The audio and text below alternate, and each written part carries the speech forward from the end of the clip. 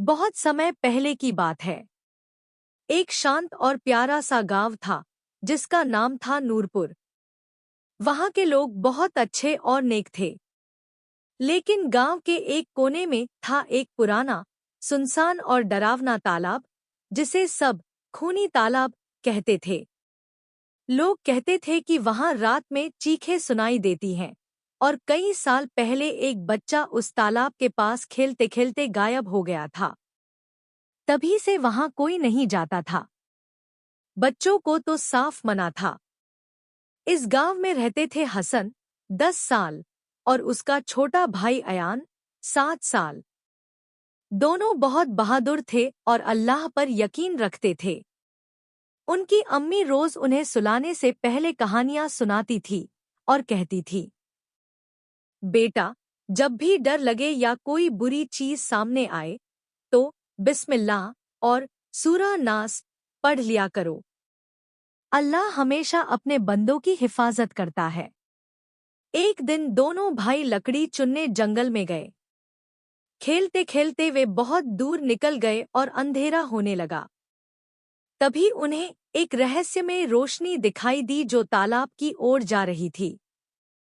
हसन ने कहा, ये वही तालाब है जिसके बारे में अब्बू कहते हैं कि वहां जिन रहते हैं। अयान थोड़ा डर गया, लेकिन दोनों भाई एक दूसरे का हाथ पकड़े आगे बढ़ते रहे।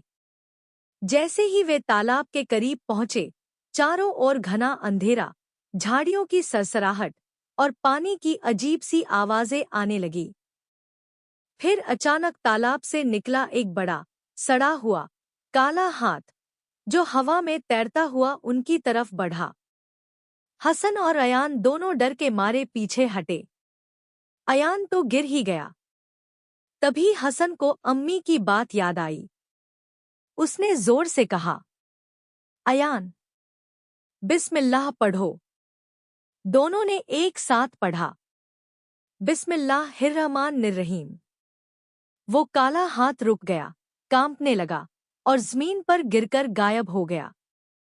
तालाब की सतह अब धुंधली होने लगी और अचानक तालाब से एक भयानक साया निकला। वह जिन की तरह बड़ा था, उसकी आंखें जल रही थी। उसने गुस्से में कहा, तुमने मुझे कैसे रोका? 100 सालों से कोई मुझे नहीं रोक सका। हसन ने कहा, हमने तुझे नहीं रोका, ये अल्लाह की किताब और उसका नाम है जिसने तुझे रोका। फिर उन्होंने पढ़ना शुरू किया, सूरह नास, कुल औज़ु बे रब्बिन नास। जैसे जैसे वे पढ़ते गए, वो साया कांपता गया, उसकी आवाज मध्यम होती गई और फिर वो धुएं में बदलकर गायब हो गया। सुबह होने लगी थी। एक सुंदर सा उजाला फैला और तालाब की जगह अब एक साफ झील बन गई थी। गांव के लोग दौड़े दौड़े आए और बच्चों को देखकर हैरान रह गए। हसन और अयान ने सबको पूरा किस्सा सुनाया। गांव वालों ने उसी दिन से वहां एक छोटी मस्जिद बनवा दी और अल्लाह का शुक्र अदा किया। सीख: डर और बुराई कितनी भी बड़ी हो, ईमान और अल्लाह का नाम उससे कहीं ज्यादा ताकतवर है। जब भी डर लगे या बुरी चीजों का सामना हो, तो कुरान की सूरह पढ़ो, अल्लाह तुम्हारी हिफाजत जरूर करेगा। बच्चों को इस्लामी दुआएं और सूरह याद होनी चाहिए, ताकि मुश्किल वक्त में वे अल्लाह को पुकार सकें।